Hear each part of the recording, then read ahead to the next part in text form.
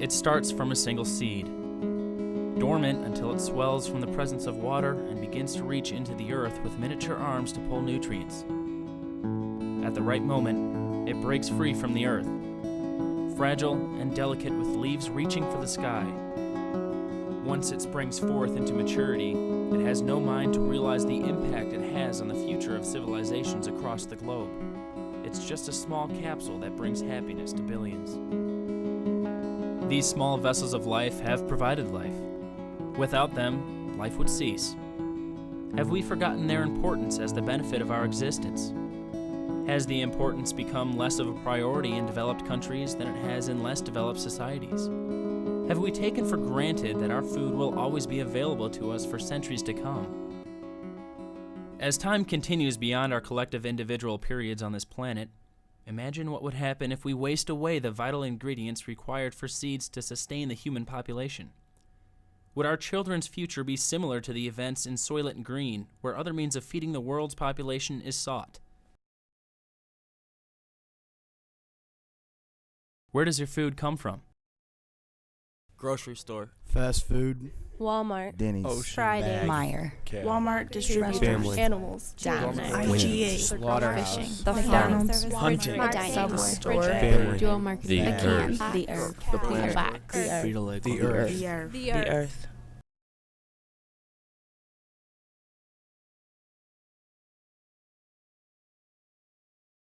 This is the earth.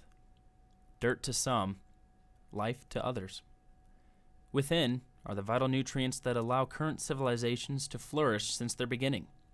It's a resource that hasn't really been a priority to those of us in developed countries because we take for granted that it will always be there. And yet, it's desired always in underdeveloped countries. Scientists believe that thousands of years ago, humans reaped the benefits of the natural environment by simply foraging for it. They ate on the go. At first, plants were believed to be the first items on the menu. Fruits, nuts, and various other forms of plant life were acquired to feed the small family. When the local area was depleted of food, they moved on.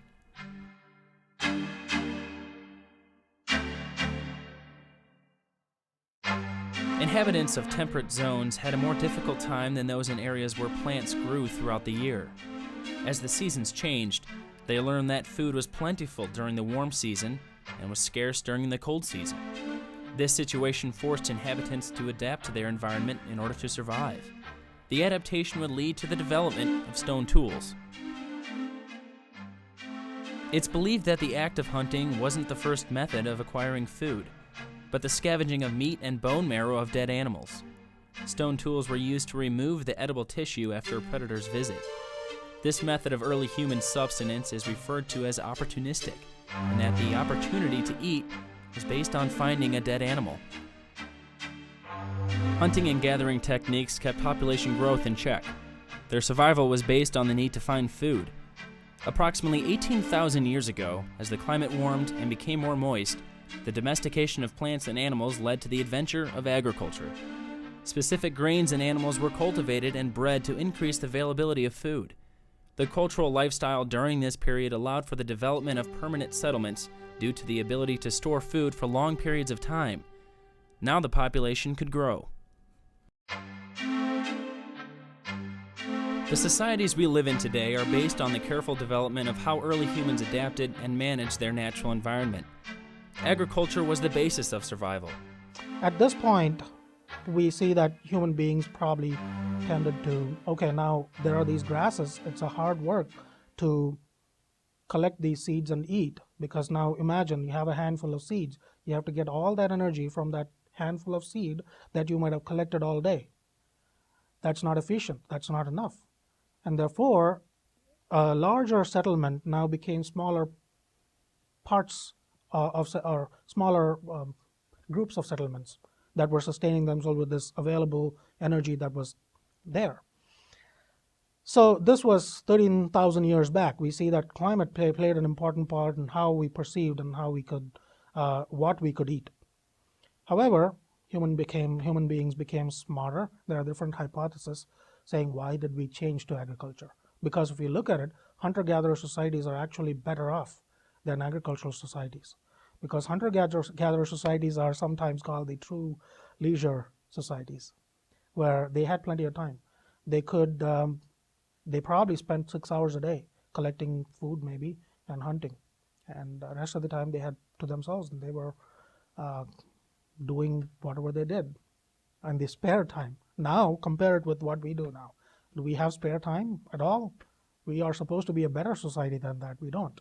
However, the hunter-gatherer societies, energy-wise at least, they were better off because they were smaller groups of people, but they were maximizing the energy they got from primary and secondary production. Secondary production being gazelles or whatever else, bison, that were being hunted, that converted the solar energy that was converted by plants into edible energy. Now bison ate it and converted it to an energy that we could eat.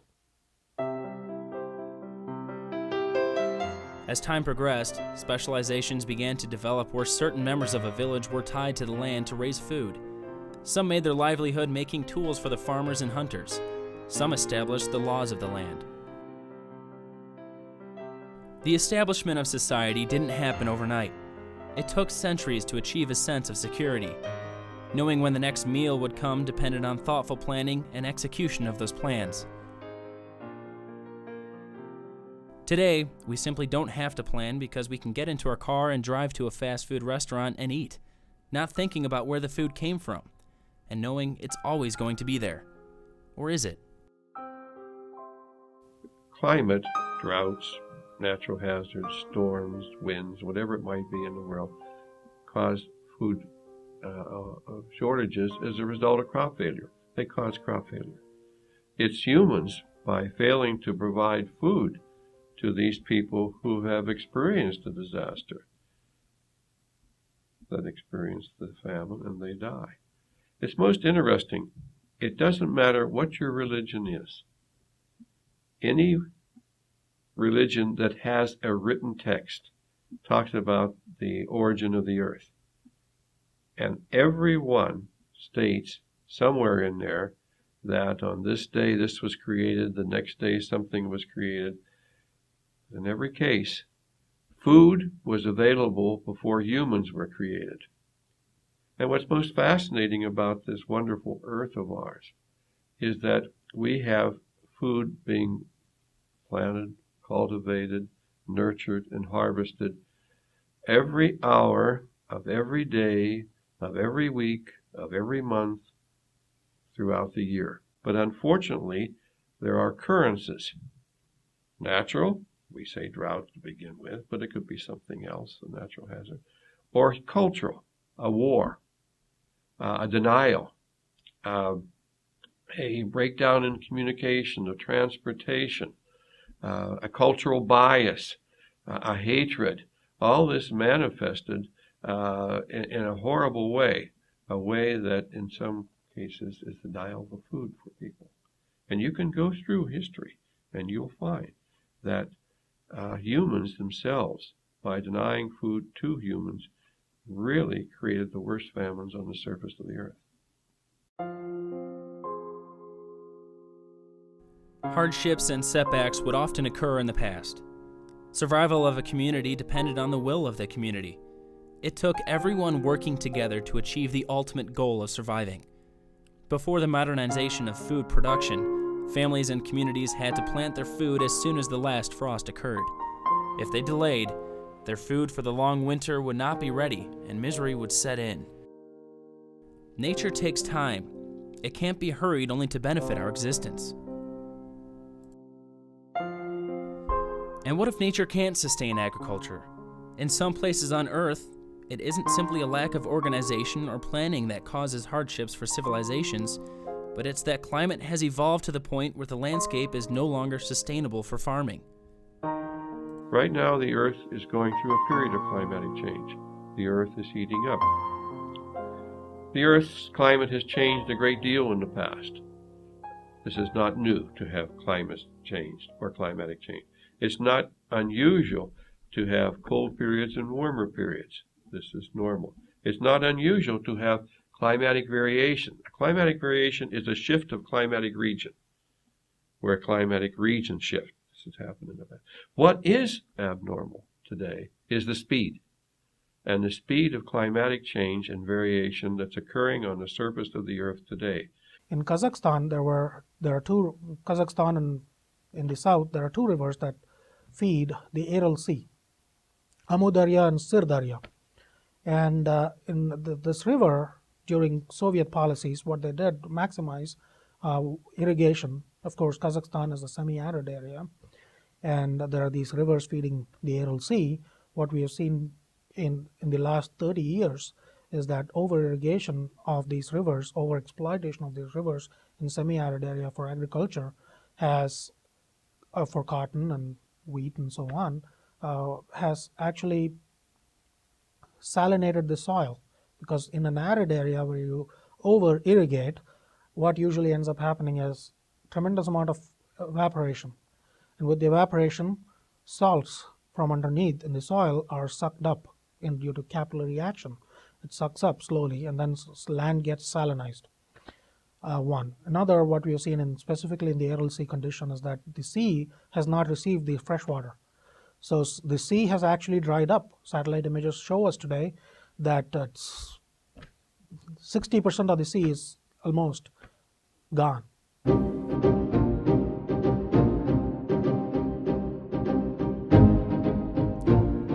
As we move into the future, what will be in store for the natural environment as our population continues to explode? How will we adapt as we expand into prime farmlands? What will it take from a society of diverse people to come together to execute a plan of feeding the world's growing population as climate change continues? Scientists agree that climate change is presently occurring. Only recently did governments around the world agree with the scientific community that although the change is natural, humanity is drastically increasing the rate of warming.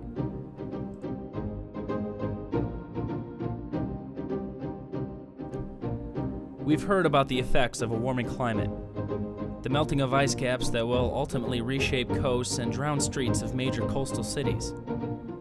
Specific continental areas lose the ability to retain moisture needed to sustain agriculture.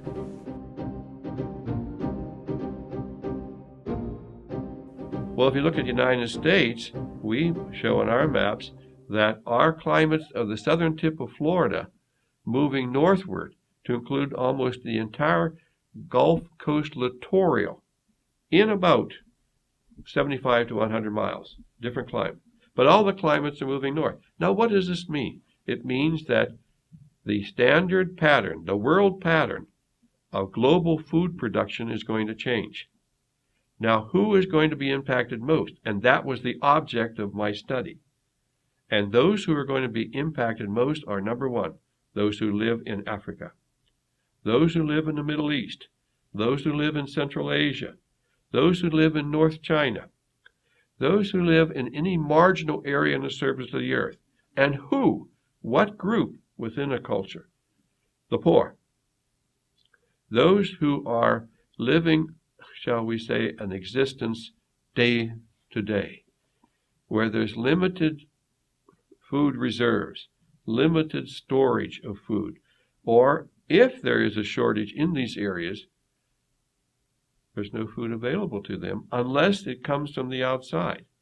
So the problem in the year 20,000 or 22,100 will be that climatic change is going to drastically modify the agricultural geography of the world.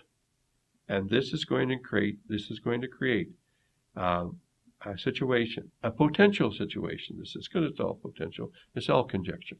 A conjectured situation of massive famines. One of the biggest things that will limit agriculture in the future will be freshwater availability. Freshwater availability, it is known for quite a while now that in the next 50 years we are going to have problems. We already have seen instances of that in Australia, where there was a huge drought. We saw an instance in the United States. Atlanta last year had a huge problem with water shortage.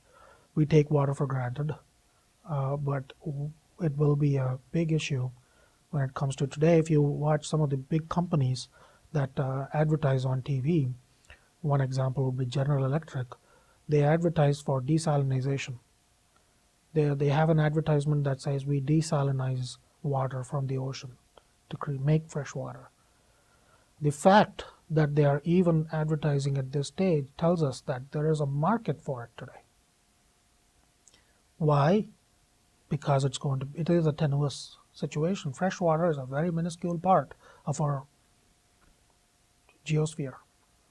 So in the next 50 years, if not food, it'll be wars based on for water.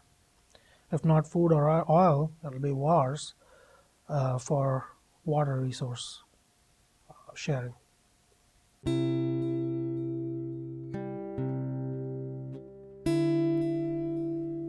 The landscape is fragile and complex. It's needed to continue civilization into the future as it has been demonstrated for thousands of years. Once it's modified, its splendor and usefulness is lost forever. Think for a moment what the landscapes would look like well into the future. Although these visions are only hypothetical, they are possible. And that is what we are here to do. Critically think what if, because we simply don't have foresight, only hindsight.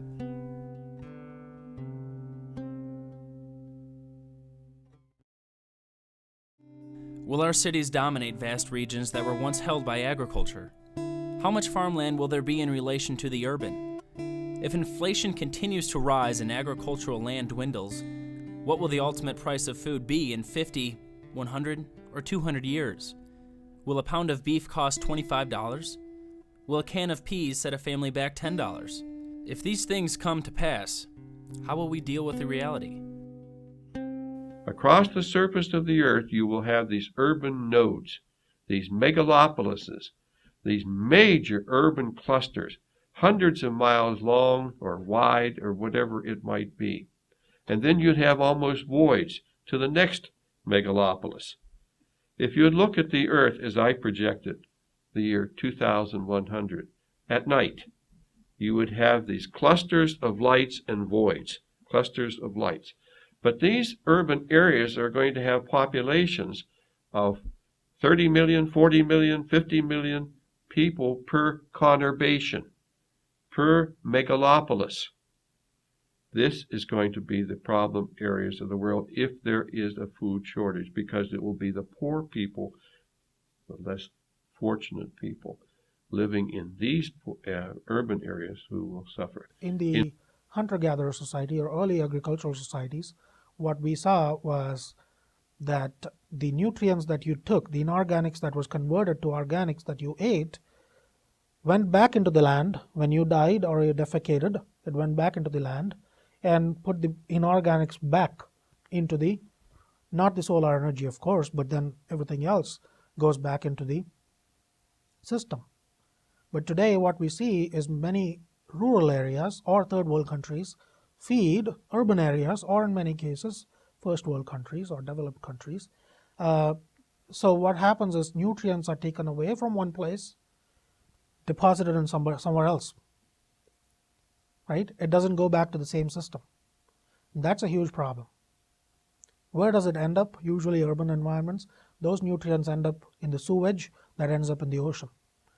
And today actually there was a recent research that shows that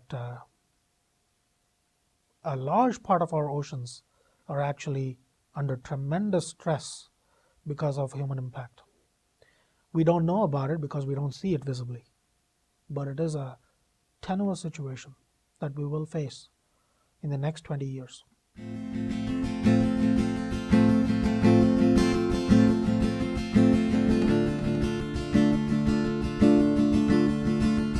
Evidence of megalopolis is currently in progress in the Midwest.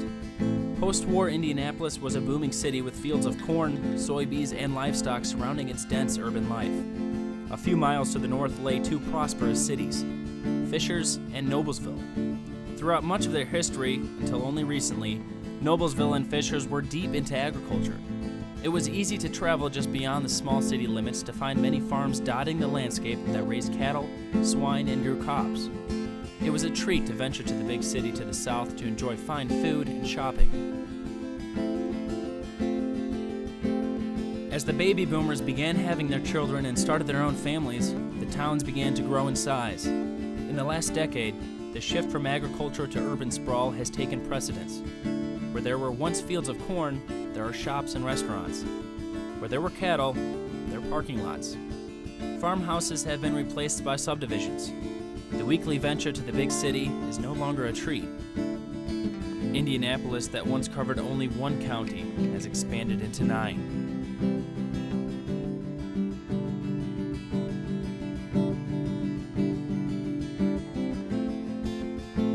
What of the future? Will Chicago and Indianapolis be a megalopolis of the Midwest? And what of the vast agricultural lands between? Will they be converted to an urban environment? Where there were fields to feed these cities, where and how will we grow our food?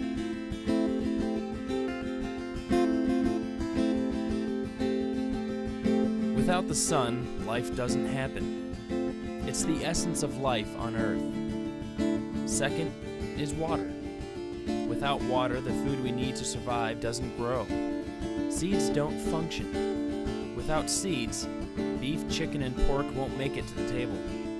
The future availability of these vital natural resources must begin with the education of today's inhabitants. For you, as a teenager who looks at these problems and wonder what you can do individually, choices again. Things that you buy.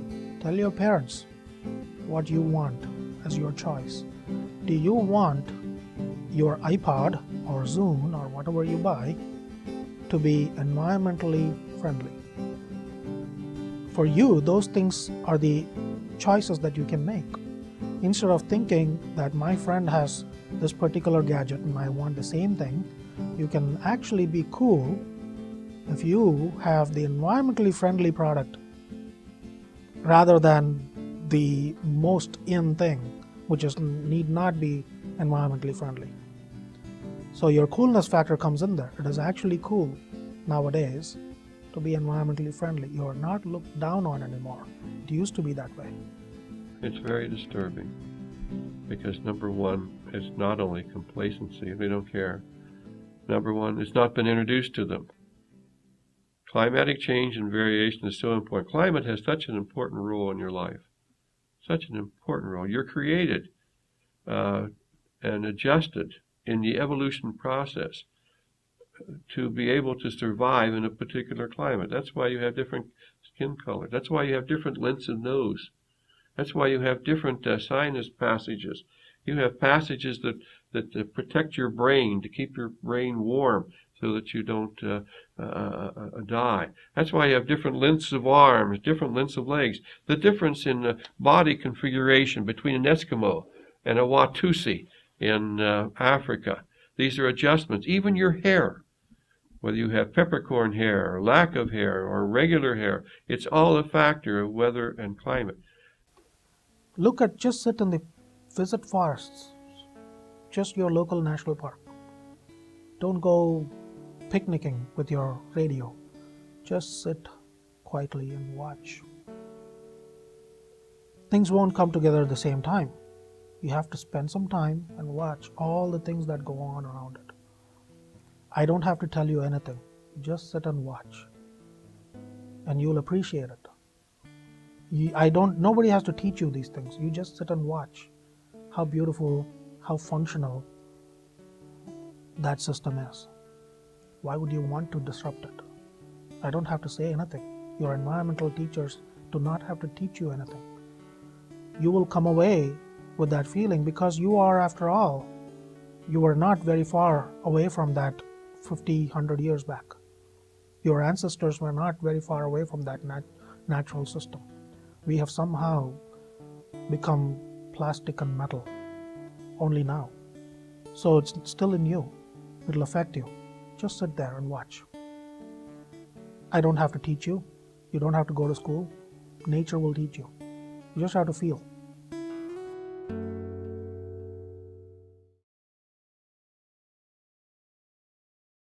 To learn more about this program and take a look behind the scenes, visit our website at tempestusproductions.com.